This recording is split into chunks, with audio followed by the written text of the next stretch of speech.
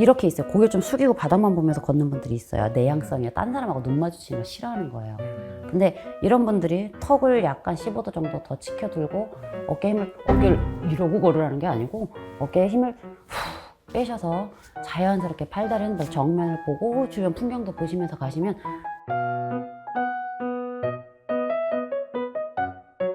안녕하세요, 선생님. 네. 네, 이번에는 이제 걸음걸이 태도 보시잖아요. 선생님. 네, 그렇죠. 수관상은 손금이랑 얼굴 관상도 보지만 이렇게 몸의 태도 봐요. 태도 본다는 건 이 사람의 체형도 보지만 이 사람이 또 저 손님들 오시면 걸어서 들어오실 때 걸어오는 모습 봅니다. 봐요.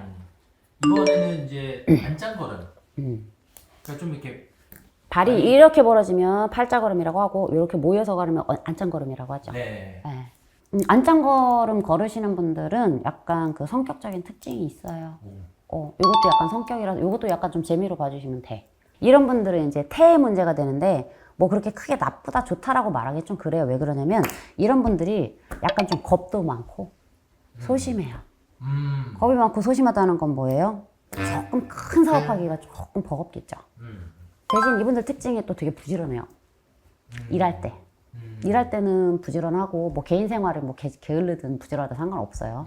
내가 어떤 일을 할 때 그거를 성실하게 수행하고 부지런하지만 어떤 큰 거를 하기에는 좀 소심하고 겁도 많고 그런 부분들이 조금 있습니다.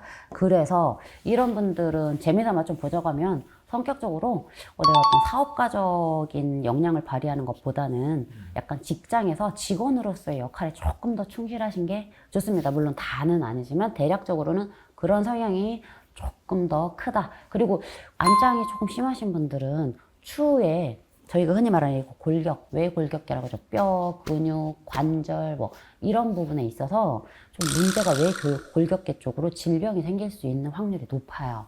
그것 때문이라도 조금 교정을 하셔야 돼요.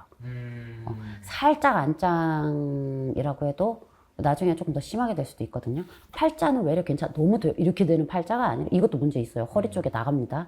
적당한 팔자는 괜찮아요. 발이 11자에서 살짝 벌어진 정도는 좋습니다. 자, 그런데 너무 팔자야. 대감님이야. 막 이러고 가. 이거는 이제 허리 나가요. 자, 근데 안짱한 걸음 같은 경우도 아까 말씀드린 외골격계 쪽에 질환이 올 수 있기 때문에 건강학적 측면에서도 교정을 할 필요는 있으시고 직업적인 걸 제가 판단할 때는 뭐 안으로 모여서 소심하고 겁이 많다는 게 아니에요. 성격 때문에 그렇습니다. 걸음걸이를 통해 성격이 나와요. 걸음걸이가 이래서 성격이 그런 게 아니라 성격이 그래서 걸음걸이도 살짝 그렇게 되시는 거예요. 조심하는 편이라는 소리예요. 조심한다는 소리는 조심성이 많다는 소리는 겁이 좀 있어요. 겁이 좀 있고 겁이 있다 보니까 확인을 거듭하는 약간 소심해 보이는 모험을 즐기지 않죠.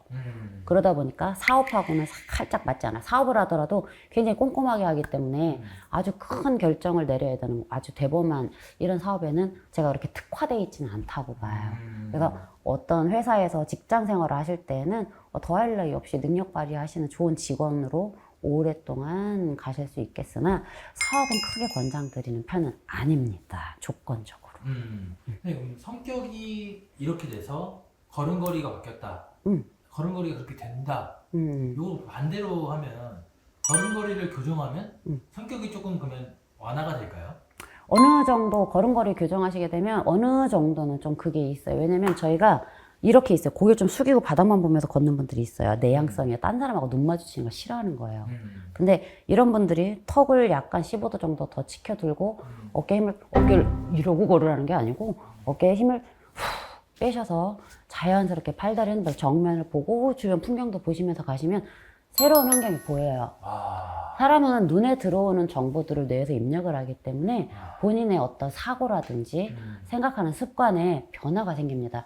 내가 보지 못했었던 주변 풍경이 눈에 들어오면서 이 뇌에 대한 눈에 들어오는 정보로 인한 뇌 자극이 일어난다라는 거고요. 그래서 저희는 신체적으로도 봤을 때 걸음걸이는 사람의 뇌 자극에 굉장히 중요한 역할을 미친다고 봐요.